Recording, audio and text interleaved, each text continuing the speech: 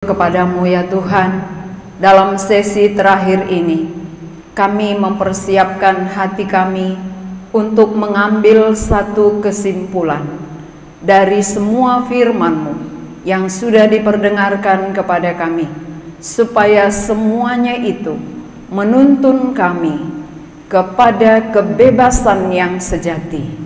Karena ketika kami merasa bebas jauh dari Tuhan, kami menderita, tetapi kami bebas di dalam ikatan dengan Tuhan. Kami mengalami damai dan bahagia. Kebebasan yang sejati kami merindukan jadi dalam diri kami. Kami siap diisi oleh firman Tuhan. Dalam nama Tuhan Yesus kami berdoa. Amin. Dipersilakan duduk kembali. Sebelum saya sampaikan firman Tuhan, saya mau jelaskan dulu permainan kemarin, karena belum diuraikan apa makna dari permainan itu yang tebak kata.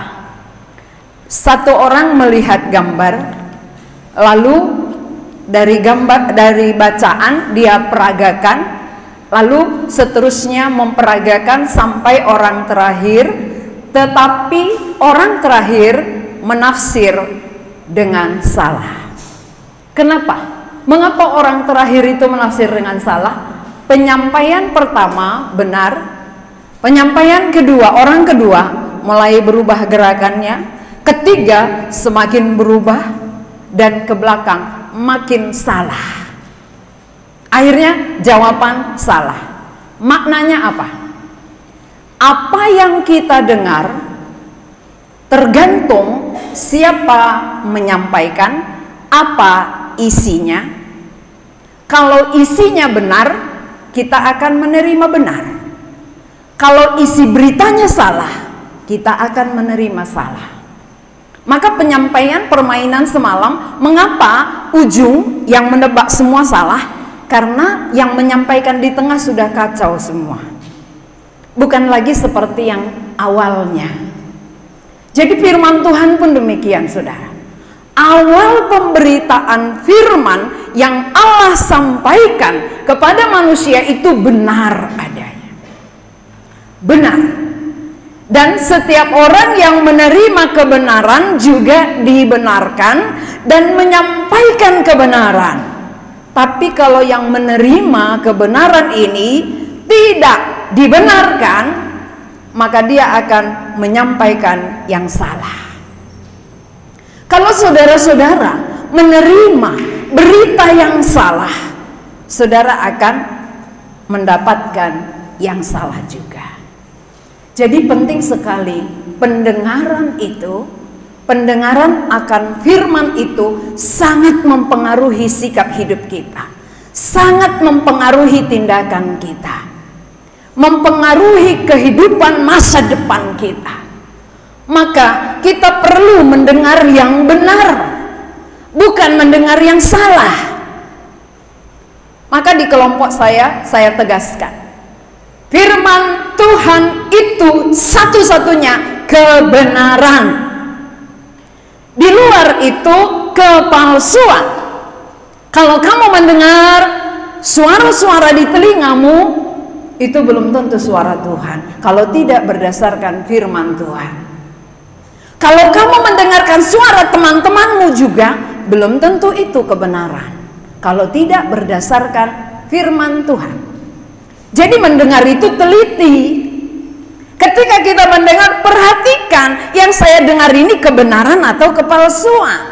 Kalau kebenaran akan membawa aku kepada pembenaran, kalau kepalsuan akan membawa aku kepada penyesatan. Jangan nanti di antara peserta ini ada penyesat. Bahaya. Berita yang kita sampaikan adalah menyesatkan orang. Celaka. Tuhan Yesus pernah nasihati, siapa yang menyesatkan anak kecil ini, lebih baik dia diikatkan batu kilangan lalu tenggelamkan ke laut, supaya tidak lebih banyak lagi disesatkannya. Hati-hati sudah.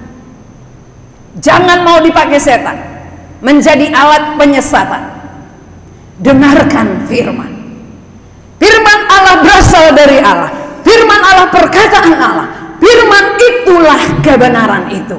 Dan itu yang bisa membenarkan saudara. Kalau saudara merasa sepele dengan firman, saudara tidak akan dibenarkan. Kalau saudara tidak menghargai firman, saudara tidak akan pernah mengerti. Jangan anggap sepele. Ya, banyak orang yang sudah lama belajar menganggap sepele. Aku udah tahu kok. Udah lama aku dengar itu. Biasa kok. Itu namanya menyepelekan. Allah itu berbicara dari hari ke hari, baru setiap hari. Walaupun ayatnya sama, firmannya sama, tapi ada baru tiap hari. Karena Allah itu adalah Allah yang hidup. Allah kita bukan Allah mati. Allah yang hidup, Allah yang bekerja, Allah yang berfirman, Allah yang berbicara. Sehingga kenapa waktu firman disampaikan, jiwa kita terasa segar. Ada saudara selama di sini mendengar firman suntuk, sesudah firman disampaikan, stres sekali aku dengar firman Tuhan tadi, pusing kepalaku, mau muntah aku. Ada. Setiap manusia ciptaan Allah membutuhkan firman Allah. Maka siapapun dia, mulai dari anak kecil sampai lansia, ketika firman Tuhan disampaikan, jiwanya senang, jiwanya segar. Maka setiap kali dia dengar, kenapa ya kalau mendengar firman kok tenang kali, kayaknya nggak ada masalah, kayaknya nggak ada beban, nggak ada pergumulan waktu dengar firman. Tapi sampai nanti di rumah kok udah buyar. Kenapa ya? Itu membuktikan bahwa yang menyampaikan itu sangat berpengaruh. Siapa yang menyampaikan? Apakah dia sudah dibenarkan atau belum? Orang yang telah dibenarkan menyampaikan firman Tuhan, jiwa kita terasa segar bergelori. Kayaknya enak kali, jiwaku ini kok tenang kali ketika firman itu disampaikan.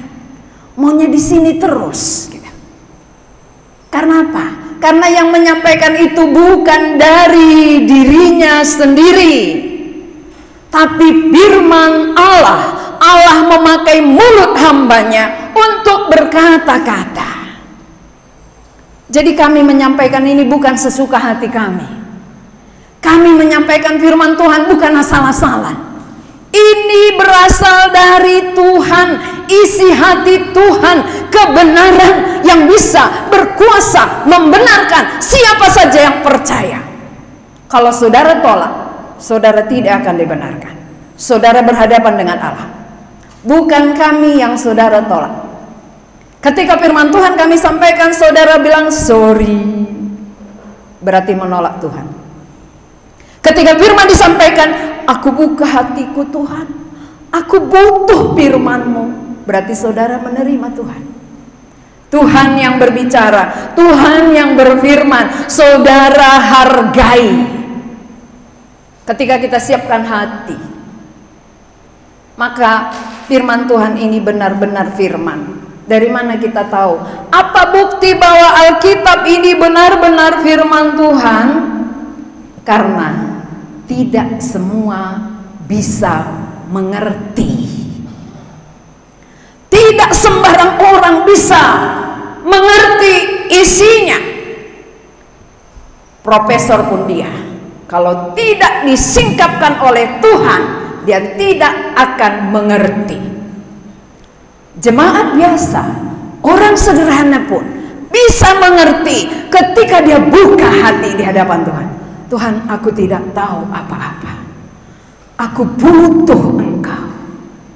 Baru Tuhan singkapkan.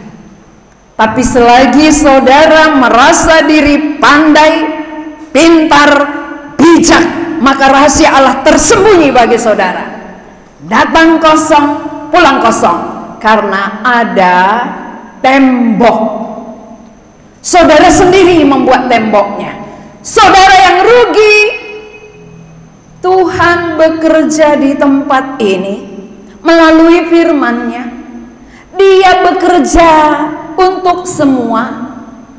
Dia berfirman bagi semua peserta. Tapi mengapa peserta ada yang mengerti, ada yang tidak, ada yang sadar, ada yang tidak? Bukan salah di pihak Allah. Allah mengasihi semua. Allah tidak ada membedakan satu dengan yang lain. Yang sudah lama belajar dengan yang baru belajar di hadapan Tuhan sama. Tuhan mengasihi kita semua. Mengapa hati tidak terbuka? Karena kita merasa diri bijak, pandai. Rahasia Allah tersembunyi. Yang rugi diri sendiri. Siapa yang merasa dirinya bijak, rahasia Allah tersembunyi, rugi bagi diri sendiri. Bukan Tuhan yang rugi. Tuhan sudah kerjakan bagiannya. Dia sudah mati untuk semua. Lalu siapa yang menerima bebas dari dosa? Ada kebebasan sejati. Pulang dengan kebebasan sejati. Siapa menolak? Tetap jadi budak dosa. Bulan-bulanan setan. Kamu akan terus menjadi budaknya setan, yang diatur setan, dikuasai setan, ya, suka-sukanya setan. Maka seringkali kita melakukan apa yang kita sendiri tidak suka, karena kita melakukan seperti keinginan tuannya setan.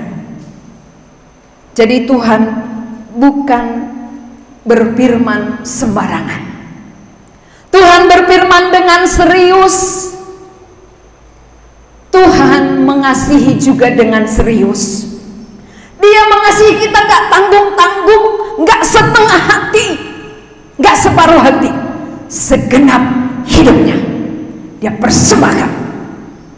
Gak ada tanggung. Kalau kita tidak melihat kasihnya yang sepenuh itu, kita tidak akan menyambutnya. Tapi orang yang melihat kasih Tuhan yang sepenuh hati, sepenuh hidupnya dia korbankan, maka kita akan hargai.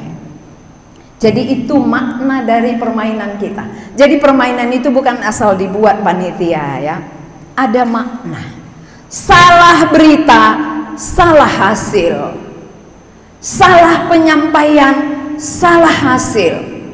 Maka orang yang menyampaikan firman harus dibenarkan terlebih dahulu.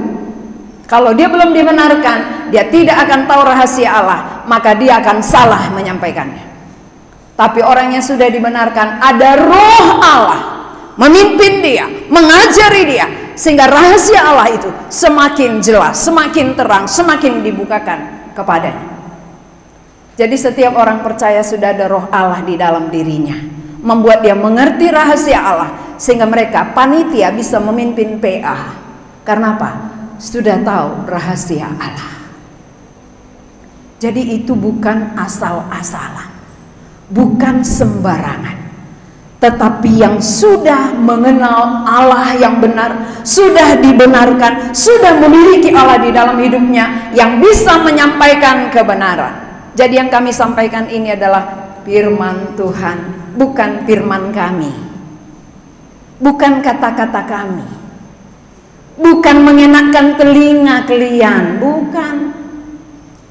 Kalau mengenakan telinga, kalau ke neraka buat apa? Bisa kita buat kan? Yuk game aja kita selama 3 hari di sini, biar enak-enak hore-hore. Tapi kalau semua ke neraka, untuk apa? Maka kita menyampaikan firman berapa sesi? Selama 3 hari 6 sesi. PA 2 kali, saat teduh 2 kali, seluruhnya 10. Ada 10 sesi firman. Padat. Kenapa? Melalui ini bisa membuka pikiran kita, membuka hati kita, menyadari siapa kita sebenarnya. Siapa yang sudah sadar dirinya di sini masih hamba dosa? Angkat tangannya. Yang sudah sadar, aku masih hamba dosa. Angkat tangan tinggi-tinggi, gak usah takut. Udah mandi tadi kan? Ya, kalau udah mandi nggak apa-apa, tinggi-tinggi. Ya, ini yang sudah sadar. Siapa yang mau lepas? Kan gak hanya sadar ya.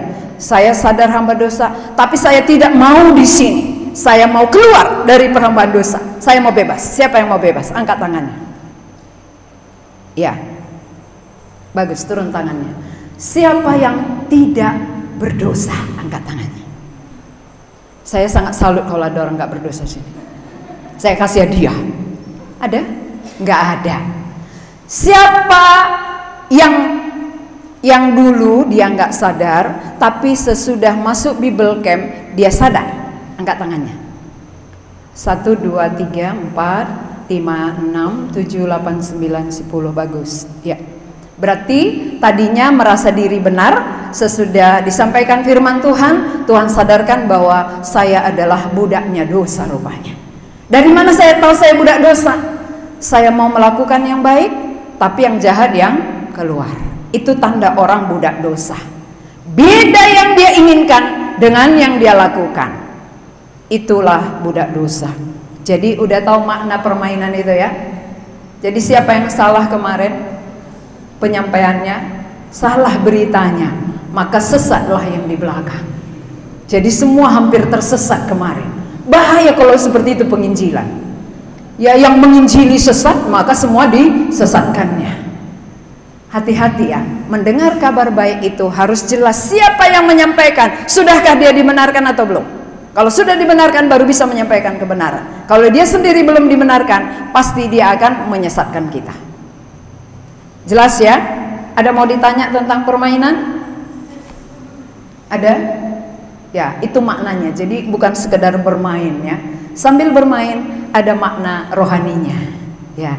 Jadi nanti waktu bermain sekali lagi Bible Camp berikut udah tahu gitu. Aku nggak mau menyampaikan yang salah lah. Yang ku sampaikan salah nanti sesat orang gitu ya.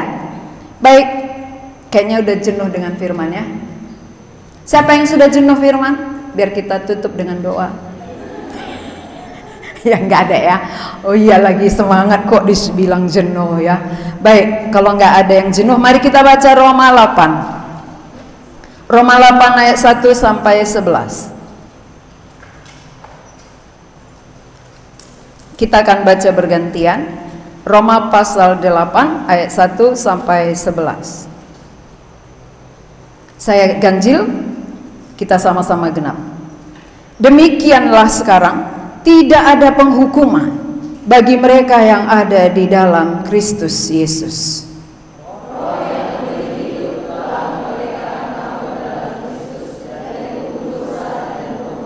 Sebab apa yang tidak mungkin dilakukan hukum Taurat karena tak berdaya oleh daging, telah dilakukan oleh Allah dengan jalan mengutus anaknya sendiri dalam daging, yang serupa dengan daging, yang dikuasai dosa karena dosa, ia telah menjatuhkan hukuman atas dosa di dalam daging.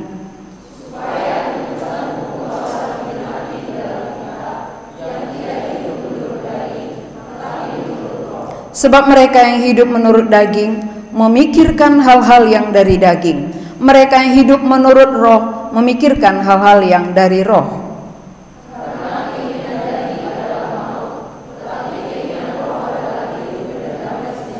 Sebab keinginan daging adalah perseteruan terhadap Allah, karena ia tidak takluk kepada hukum Allah. Hal ini memang tidak mungkin baginya.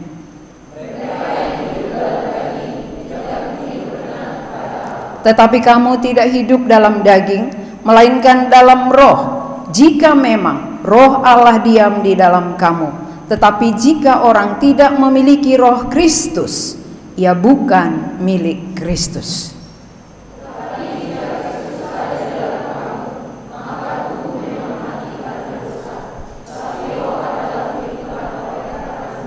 Dan jika roh Dia yang telah membangkitkan Yesus dari antara orang mati diam di dalam kamu, maka Ia yang telah membangkitkan Kristus Yesus dari antara orang mati akan menghidupkan juga tubuhmu yang fana itu oleh rohnya yang diam di dalam kamu. Sesi pertama awal, ini sesi terakhir. Sesi pertama kita mendengar bahwa manusia ingin bebas, terlepas, jauh dari Tuhan. Tapi apa yang dialami oleh Adam dan Hawa, ketika dia mau terlepas bebas dari Allah, maka ada akibat. Akibatnya mereka merasa kurang. Mereka ketakutan berjumpa dengan Tuhan. Mereka saling mempersalahkan. Ini akibat. Maka kenapa manusia sering sekali merasa hidupnya kurang? Walaupun ada uang, ada pendidikan, tapi kurang. Oleh karena terpisah dengan Allah. Bebas, terpisah dari Allah, tidak mencapai tujuan Allah. Contohnya kemarin, kereta api dengan bus. Kereta api harus terikat dengan relnya, bus harus terikat dengan jalan raya. Kereta api keluar dari rel, dia tidak bisa berjalan. Bus keluar jalan raya, dia akan kecelakaan. Kehidupan manusia jauh dari relnya Tuhan, putus hubungan dengan Allah, kita tidak akan mencapai tujuan Allah di dalam diri kita. Nah, berarti jangan menganggap bahwa bebas jauh terlepas dari Allah, inilah kebebasan yang sesungguhnya. Tidak. Bebas jauh dari Allah, terputus hubungan dengan Allah, kita jatuh ke dalam ikatan yang baru. Manusia tidak bisa tanpa ikatan. Lepas dari ikatan Allah, terikat kepada setan. Ini gambarnya, mari kita perhatikan.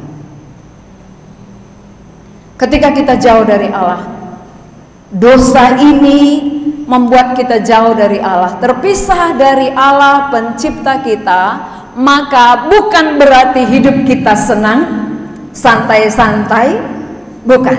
Tapi kita masuk ke dalam ikatan yang baru, itulah iblis. Berarti kita tetap dalam ikatan, terlepas dari ikatan Allah, masuk ke dalam ikatan setan. Lepas dari mulut buaya, salah ya, lepas dari mulut singa, masuk ke dalam mulut buaya. Sama-sama ini sama-sama ngeri ya, singa dan buaya. Tapi ini Allah mengasihi. Kita terlepas dari Allah yang mengasihi kita, masuk ke dalam ikatan belenggu setan yang memperbudak kita. Setan yang menguasai kita. Kita tidak melihat ini, saudara ya. Ini seolah-olah tak ada.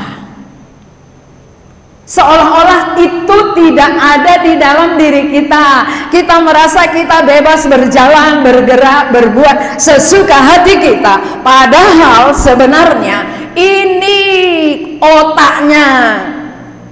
Ini yang mengendalikan hidup kita, yang mengontrol kita. Tindakan-tindakan kita dikuasai oleh setan.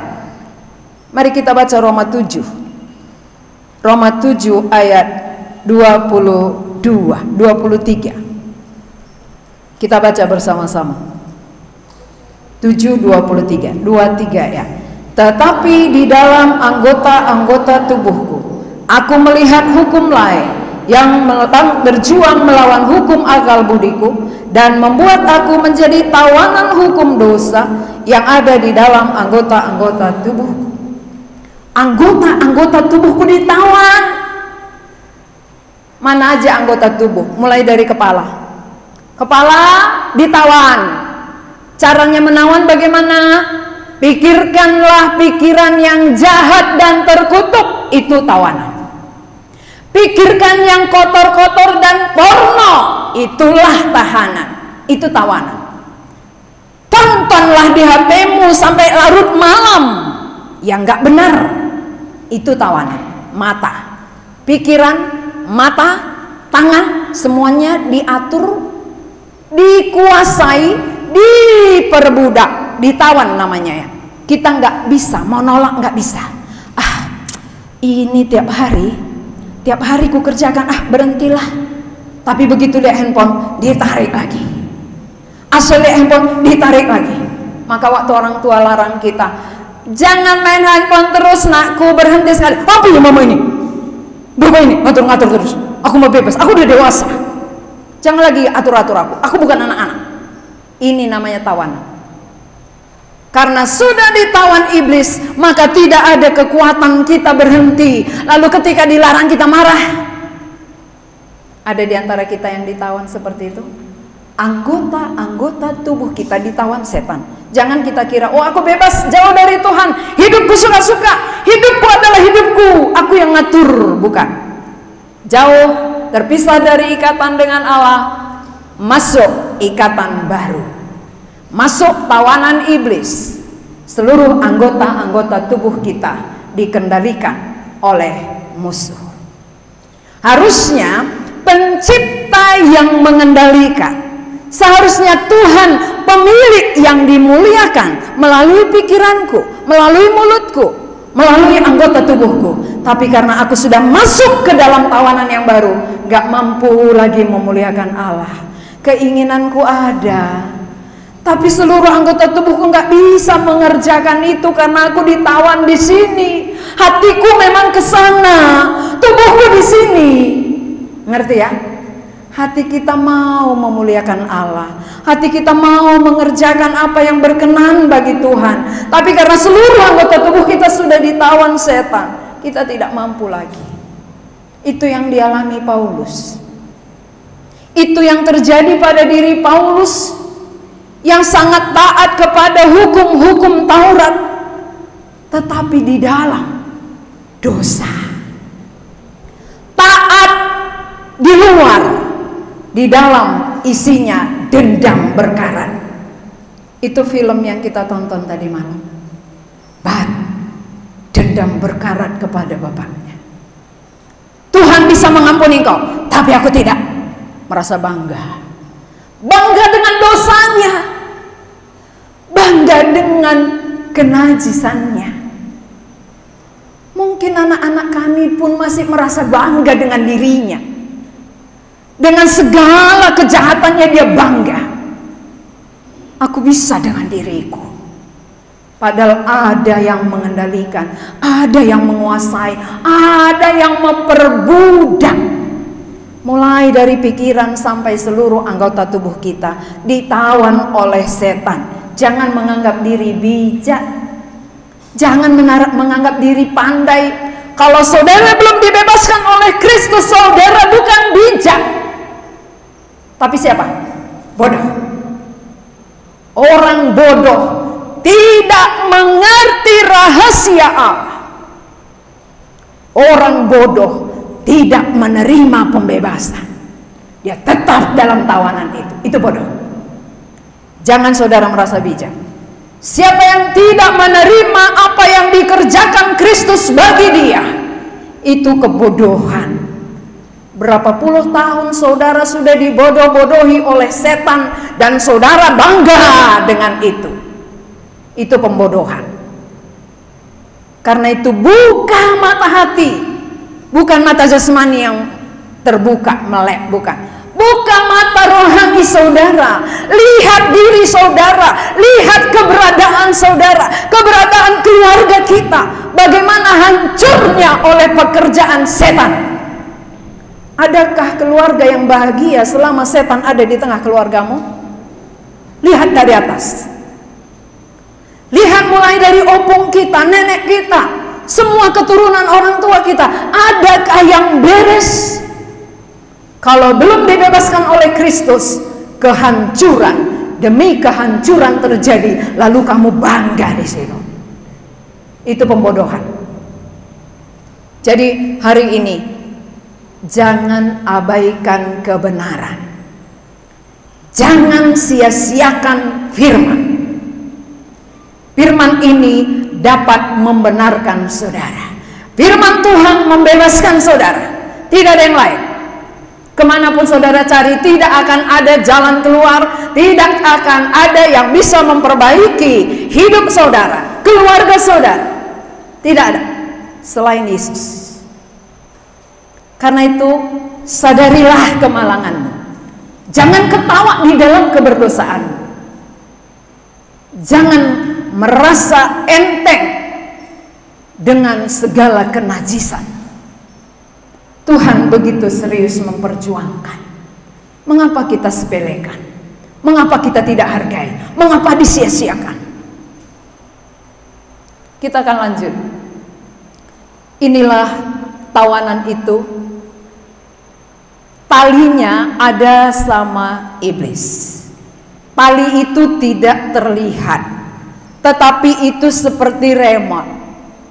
Kalau kita pegang remote TV, kita yang mengendalikan TV. Kita mau channel berapa, terserah kita. Seperti itulah kita dibuat setan. Setan di dalam dirinya remote kehidupan saudara. Di dalam setan remote-nya, hari ini kau marah-marah, hari ini kau berantem, hari ini kau melawan. Itu artinya remote, suka-sukanya. Apa yang dia suruh kita kerjakan, apa yang dikatakan setan kita lakukan. Itu artinya di remote. Dia yang pegang kendali di dalam diri kita, hati kita, pikiran kita, dan anggota-anggota tubuh kita digerakkan oleh setan. Maka mengapa ada bapak-bapak bunuh anaknya?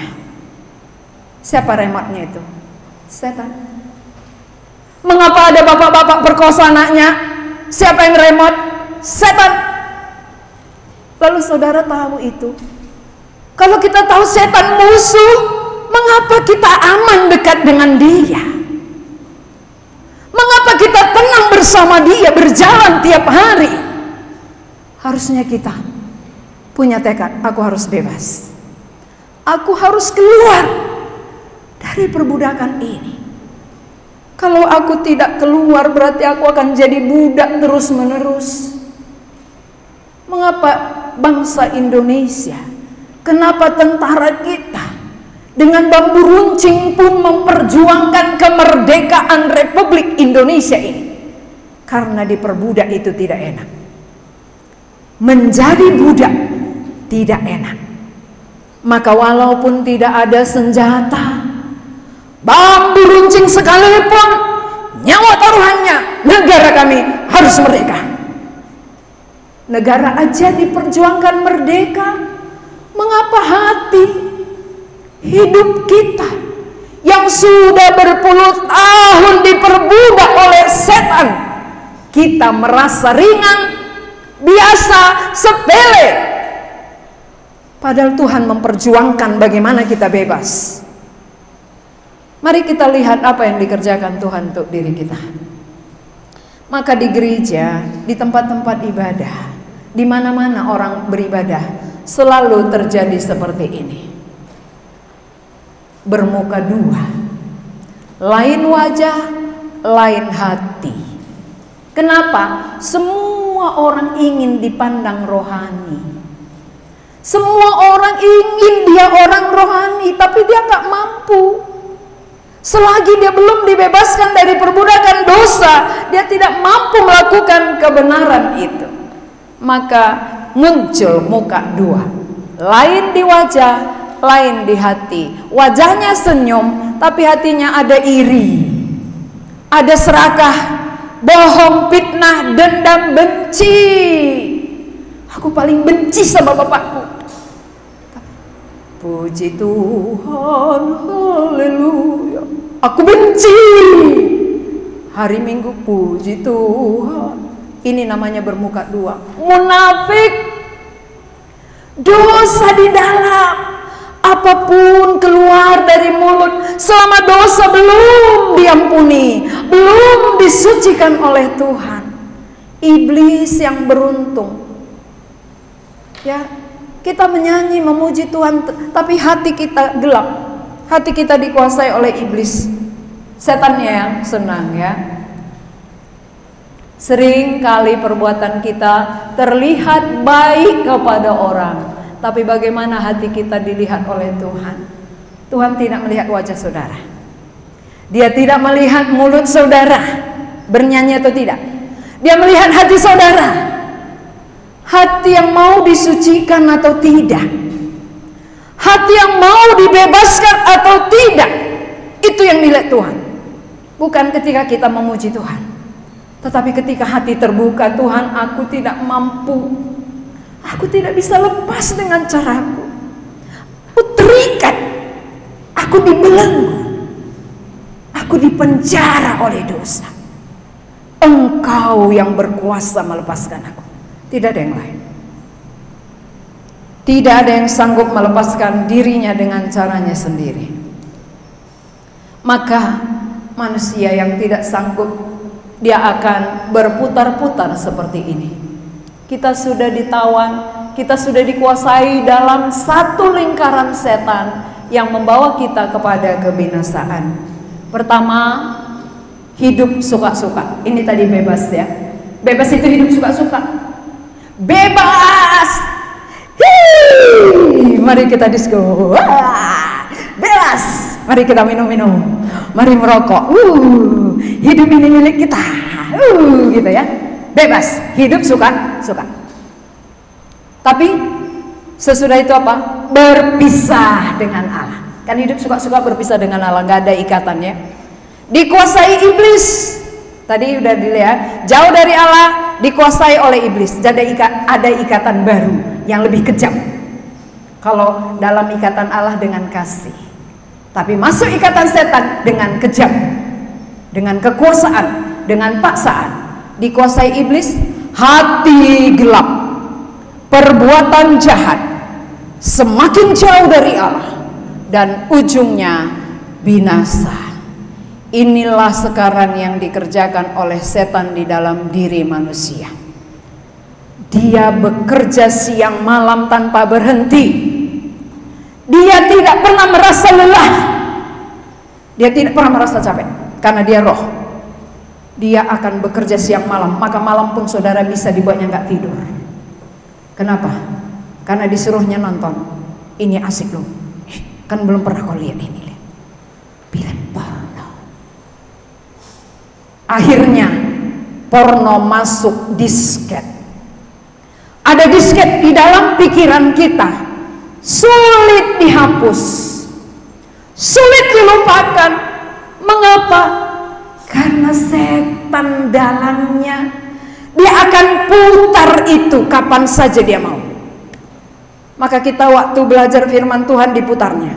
Firman gak masuk. Ketika kita baca diingatkannya, ini loh asik kali filmnya kemarin diputar. Maka pernah ada satu anak SMA, waktu dia merenung, dia tahu dia sudah banyak isi disket film porno, dan dia mau berhenti, tapi tidak bisa. Lalu dia pukul kepalanya. Hei, berhenti! Tapi tidak bisa. Cara apapun dipakai manusia berhenti dari kenajisan, kejahatan yang sudah ditabur oleh setan, tidak akan pernah berhasil kalau bukan Tuhan yang menghapus disket itu. Sudah banyak mungkin disket kejahatan yang ditabur oleh iblis di dalam otak pikiran saudara.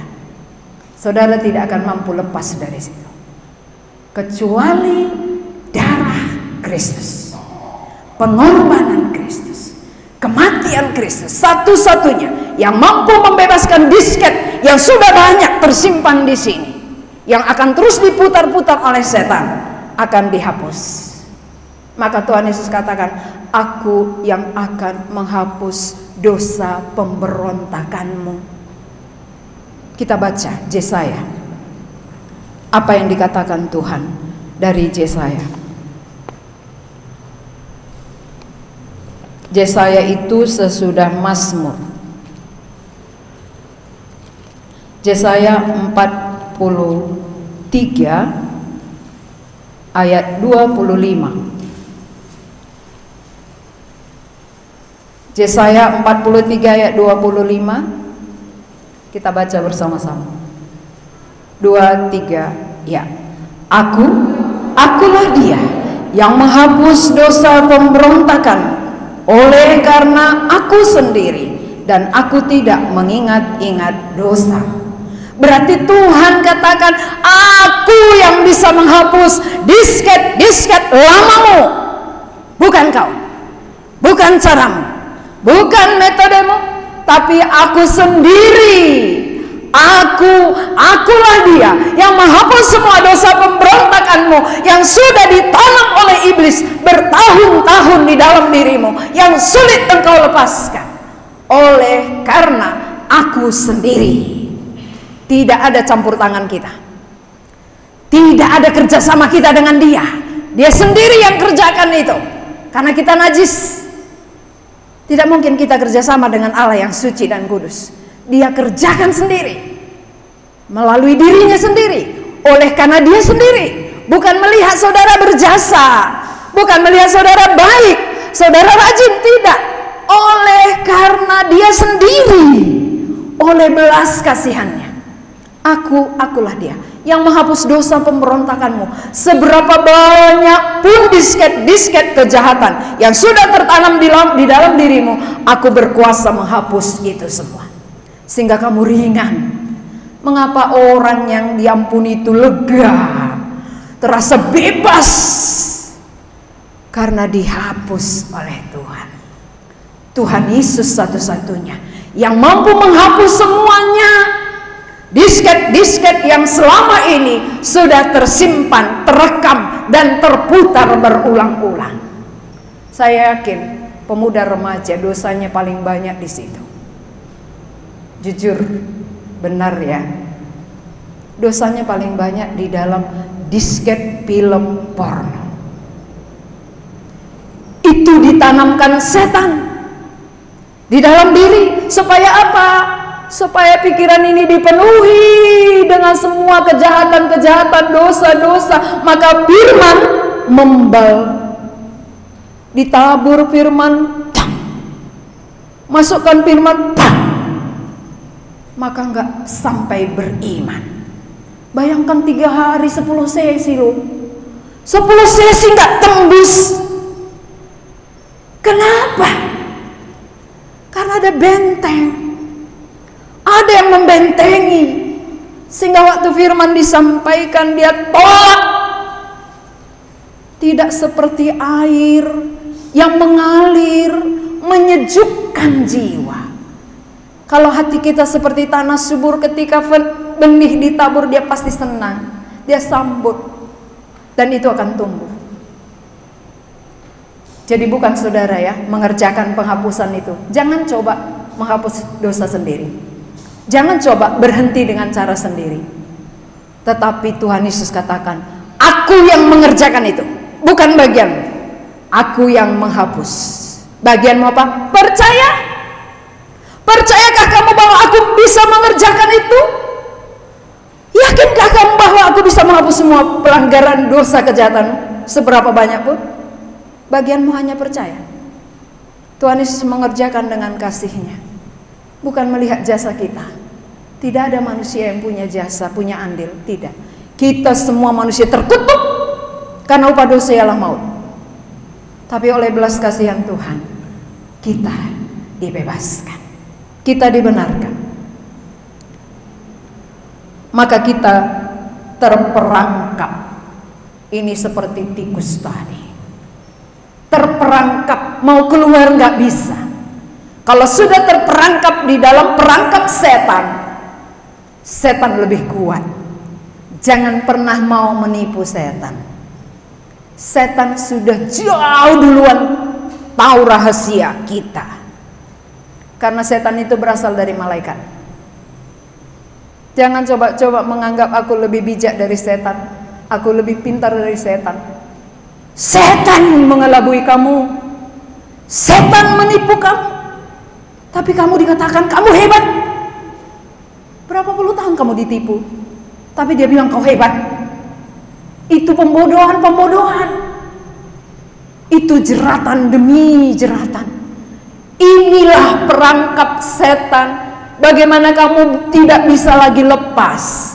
Ketika kamu sudah masuk perangkapnya, tak ada yang bisa bebas lagi kalau bukan dibebaskan oleh yang lebih tinggi. Siapa lebih tinggi daripada setan? Hanya Kristus. Di luar Kristus tidak ada. Satu-satunya yang mampu membebaskan manusia dari perbudakan setan hanya Kristus. Maka dia datang ke bumi ini. Mengapa dia tinggalkan surga? Kalau bisa kita bebas dengan cara lain, gak perlu dia datang, gak perlu dia menderita. Untuk apa dia mati? Tapi karena gak ada lagi jalan lain, tidak ada selain dia yang datang dari surga, pemilik yang jauh lebih berkuasa dari setan. Maka dia datang membebaskan kita. Tetapi tidak ada kekuatan kita untuk melakukan keinginan yang baik. Usaha-usaha kita melawan dosa semua gagal. Gagal. Mengapa banyak orang stres? Kenapa kita berjuang dari minggu ke minggu, tahun ke tahun, gagal. Akhirnya udahlah, nggak bisa pun, udah nyerah aku, nyerah Tuhan, terserah mulai Tuhan, mau ke surga mau ke neraka terserah Tuhan. Ada begitu kan? Itu pengertian salah. Karena bukan kita yang mengerjakan. Konsepnya yang salah. Jangan pernah menyerah seperti itu. Tetapi lihatlah apa yang dikerjakan oleh Tuhan pemilik hidup kita, yang sangat mengasihi kita, yang sangat peduli kepada kita. Jangan abaikan kasih-Nya. Orang yang seperti ini yang sudah masuk perangkap iblis, seperti Paulus katakan, aku manusia celaka. Kalau sudah masuk perangkap setan, gak ada yang bisa membebaskan, berarti tinggal nunggu kematian, tinggal nunggu maut. Maka Paulus sadar itu. Kesadaran dia membuat dia menuliskan di dalam Roma 7 ayat 24 tadi, aku manusia celaka.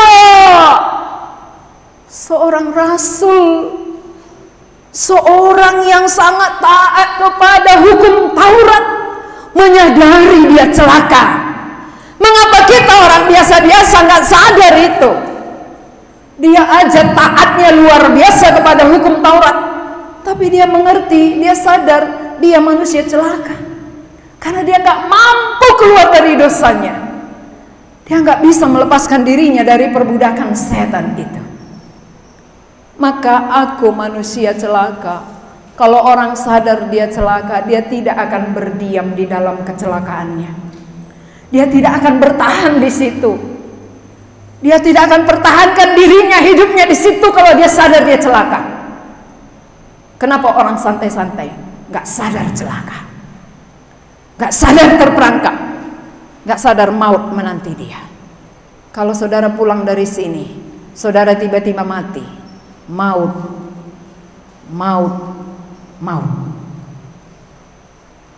bagian saudara. Jangan kira itu main-main.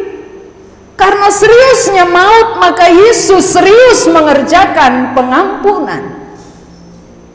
Kalau maut tidak serius, Tuhan gak perlu mati. Tanamkan itu di hati. Kalau memang neraka itu tidak serius, buat apa Yesus mati? Gak perlu dia datang ke bumi, gak perlu menderita, gak perlu disalib. Tapi karena ngerinya maut itu, maka dia rela korbankan dirinya. Dia rela mengalami penderitaan, siksaan, kematian, supaya kita bisa menang dari dosa, menang dari maut. Kalau sudah terperangkap begini, aku manusia celaka. Siapa yang sudah sadar dia celaka? Silakan angkat tangan saudara. Siapa sadar dia celaka saat ini? Ya, terima kasih. Kalau saudara sadar celaka, gak mungkin saudara pulang dengan santai. Pasti saudara pikirkan, bagaimana aku lepas dari celaka ini? Paulus mencari pertolongan. Maka dia katakan dalam ayat berapa tadi itu? Siapakah? Ayat berapa itu siapakah? Roma 7 ayat 24. Coba baca bersama-sama. 2, 3, ya.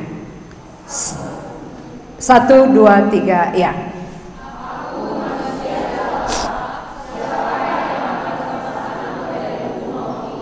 Berarti orang sadar mencari jalan keluar. Mengapa saudara tidak mencari? Walaupun sudah diberi, sudah ditawarkan, sudah diperkenalkan, mengapa cuek? Berarti nggak sadar. Kalau sadar aku manusia celaka, pasti aku cari jalan kelepasan. Paulus sadar, maka dia katakan, siapakah yang dapat melepaskan aku dari tubuh maut ini? Karena tubuhku ini sudah dibelenggu dosa, ditawan dosa. Mau melakukan kebenaran tidak bisa. Berarti kalau aku terus dalam dosaku, aku ke maut. Siapa yang bisa melepaskan aku? Siapa? Akhirnya karena dia mencari jawaban pertolongan, jawabannya ayat 25. Kita baca bersama. 2, 3, ya. Syukur kepada Allah oleh Yesus Kristus Tuhan kita. Berarti orang sadar mencari kelepasan, Tuhan akan melepaskan. Tuhan tidak membiarkan orang sadar, tapi orang yang tidak sadar Tuhan biarkan. Ketika kita menyadari keberadaan kita, ketika kita menyadari aku butuh Tuhan, Tuhan akan menyatakan dirinya. Maka syukur ini sudah dilihat Paulus. Syukur kepada Allah, dia berikan jalan keluar melalui Yesus Kristus. Dilihat Paulus, ini jalan keluar. Syukur Allah berbelas kasihan kepadaku, sehingga dia utus anaknya yang tunggal. Untuk apa? Melepaskan aku dari perangkap ini. Aku sudah terperangkap. Aku tinggal menunggu maut.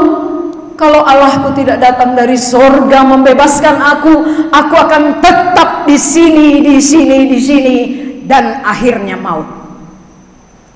Maka ini kesempatan. Hidup ini kesempatan. Jangan hanya kita nyanyikan. Hidup ini adalah kesempatan. Hidup ini untuk melayani Tuhan. Jangan sia-siakan waktu yang Tuhan beri. Hidup ini harus jadi berkat. Bisakah kita jadi berkat kalau kita ditawan oleh dosa? Bisakah kita menyenangkan Tuhan kalau kita dikuasai iblis? Supaya hidupmu benar-benar memuliakan Tuhan, lepas dari belenggu dosa. Hidup ini hanya sementara. Berarti sementara itu persiapan. Pasti kita pulang. Tidak ada manusia yang tidak mati. Maka sebelum kita mati, persiapan untuk dibebaskan dari perangkap iblis. Ketika Tuhan datang dari sorga, Dia berkuasa melepaskan manusia yang sudah terperangkap, yang menunggu maut, maka Dia keluar.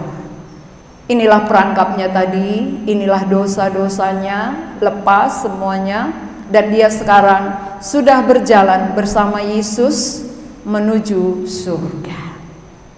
Walaupun masih di bumi, tapi perjalanannya menuju surga dan ada kepastian. Dia sudah pasti alamatnya surga. Kapanpun dia mati, dia tidak takut lagi, dan dia sudah punya kuasa mengalahkan dosa.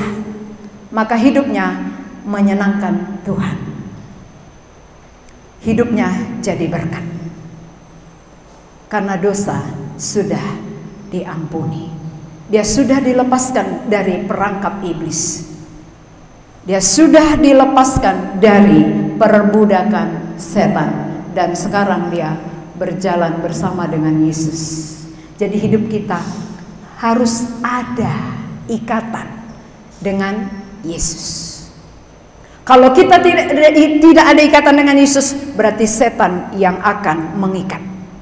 Orang yang terikat dengan Yesus, setan tidak berani. Kalau sudah ada Kristus pada kita, setan kalah. Tapi kalau kita terpisah dari Allah, kita belum memiliki Yesus, kita yang dikalahkan oleh setan. Jadi bagaimana caranya supaya saudara benar-benar bebas? Mari kita baca Roma 8 ayat 1. Kita baca bersama-sama. 2, 3, ya. Demikianlah sekarang tidak ada penghukuman bagi mereka yang ada dalam Kristus Yesus. Berarti sekarang juga, bukan tahun depan, sekarang juga tidak ada penghukuman bagi setiap orang yang ada dalam Kristus.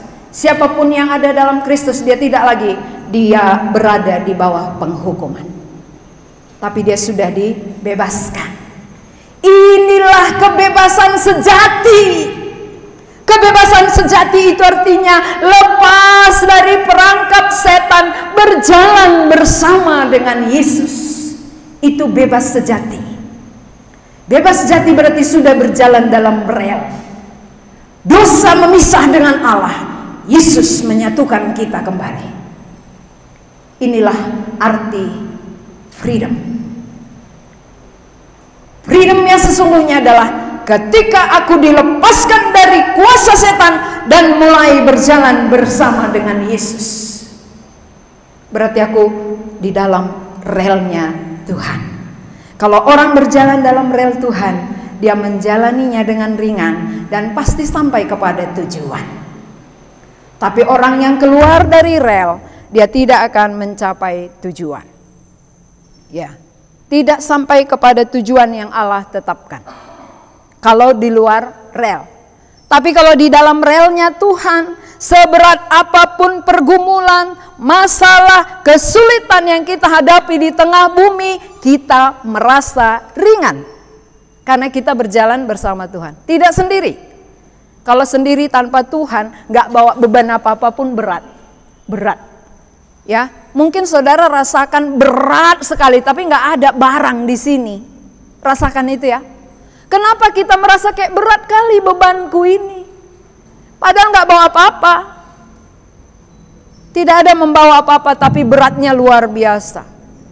Karena dosa tidak terlihat dengan mata, tetapi ada, dirasakan. Siapa pernah merasakan berat dalam dosa? Ada? Ya, 1, 2, 3, 4, ya hampir semua. Semua orang, walaupun dosanya nggak terlihat, tapi dosa itu menekan. Dosa itu berat. Maka ada orang kadang-kadang mimpi-mimpi, ya. Mimpinya dikejar-kejar, gelisah, bangun keringatan. Ini kan menekan ini. Setiap jam 3 dibangunkan. Ini namanya dikuasai setan. Semua kita latar belakang penyembah berhala. Orang yang penyembah berhala itu pasti berakibat sampai 4 keturunan. Apakah opung kita yang melakukan, bapak kita kena, anak kita pun kena. Itu 4 keturunan. Jadi bukan main-main ya, orang yang hidup di dalam kuasa setan. Nah, supaya kita bebas, mari kita baca sekali lagi Roma 8 ayat 1 tadi bersama. 2, 3. Udah dapat? Baca lalu artikan kalimatnya. Jangan asal dibaca saja ya. 2, 3, ya.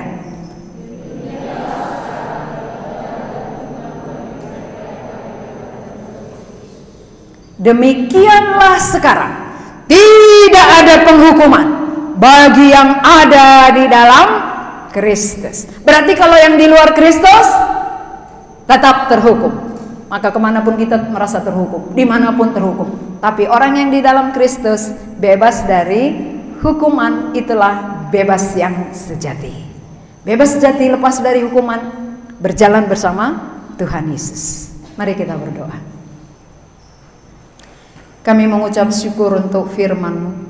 Biarlah firman bekerja di dalam hati kami. Karena firman-Mu adalah kebenaran. Dan Engkaulah kebenaran itu. Engkau satu-satunya yang dapat membenarkan kami, membebaskan kami dari belenggu setan, dari perbudakan iblis, sehingga kami benar-benar mengalami freedom yang sejati, bebas berjalan bersama Tuhan.